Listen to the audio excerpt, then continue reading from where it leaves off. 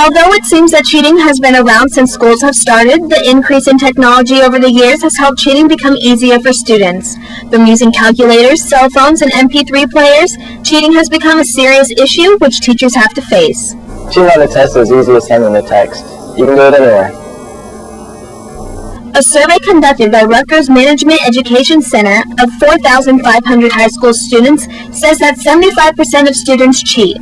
Ben Kaufman, a senior at the Center for Advanced Technologies at Lakewood High School in St. Petersburg, Florida, discusses why students are cheating. Students cheat because they feel it gives them an advantage to do better on their tests. In this day and age, there's a lot of pressure to do better in school. Students are given classes at a much younger age, classes that they take in college that are now getting in high school, and it just adds a lot of pressure. A lot of students have extracurricular activities, so they don't have as much time to study for the test, or they don't want to study for the test because they know that instead they can just cheat and will get away with it. Kelsey, a junior also at the Center for Advanced Technologies, and John Llewellyn, the Director of Academic Computing at the University of South Florida in Tampa, Florida, explains how technology has affected how students cheat. The new technology that students use to cheat makes it easy for them because you can write in answers on a cell phone or on a calculator or on a PDA rather than having to write answers on the insides of things or on the arms or in other primitive ways. The cell phone is the common one. You can have text messages. You can have a friend outside with a cell phone that's looking at a document that's being displayed on yours. They're smuggling that sort of information in. Confiscating cell phones and saying, oh, if you've got a cell phone, you have to put it on the desk and switch it off, is okay in some contexts, but not in others.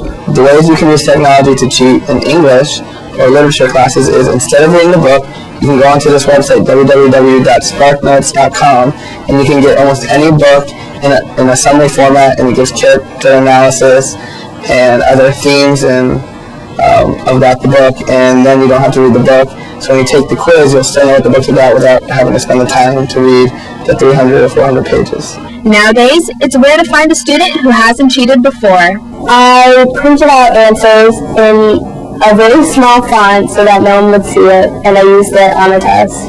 Many of them have the ability to do well on their tests, but they just don't want to take the effort because they believe that they can put their time and effort to other things that are more important to them. They cheat, again, by using a calculator to enter the different math functions into their calculator so that then they can just recall them when it comes up on the test, or just use different functions on the calculator that will allow you to do better on math tests. Since cheating is now a popular practice among students, teachers have to think of creative and effective ways to prevent cheating. Turnitin is a way in which once students submit papers, there's a computer which analyzes, looks at the content on the paper and compares it with stuff that's on the web and comes back with a number which tells you how much this resembles documents that are available on the web and lists. They should have a rule where a teacher's rule when you're taking a test to keep your hands above the desk level so that the teacher can see your hands so that you're not messing with your cell phone, text messaging someone else during a test. I also think teachers do a bad job paying attention during tests. If they paid attention a lot more, then they'd catch a lot more students. During the recent SATs, some students were caught cheating using cell phones to text message each other answers. After this occurred, schools have started to ban the use of cell phones at school. Cell phones could be the same as everything else. If you're going to ban cell phones, you might as well ban graphing calculators or text or PDAs or arms that you can write on. I don't really think that it's going to help cheating, but you don't really need a cell phone in school anyways, so if that's one less thing that they can use, I guess it's okay to try and prevent that.